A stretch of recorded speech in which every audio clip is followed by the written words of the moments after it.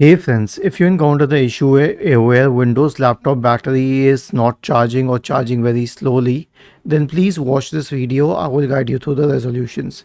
The first solution is to update the battery drivers. Search for device manager in the Windows search bar and open device manager.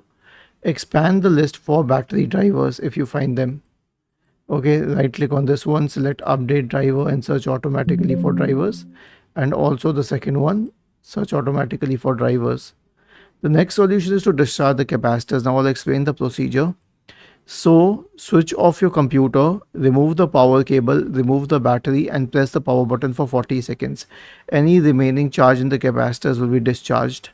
Next one is to check if the charger is compatible, and this has also been mentioned as the official solution on the Microsoft support website, because if the charger is not compatible, you will not be able to charge your batteries properly.